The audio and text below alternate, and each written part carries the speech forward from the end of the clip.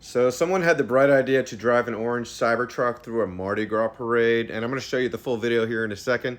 But what happened was people were pelting it with beads, eggs, and this woman right here comes right in front of a cop and either spits beer or some kind of drink or maybe even throws up all over it. This is crazy. Watch this.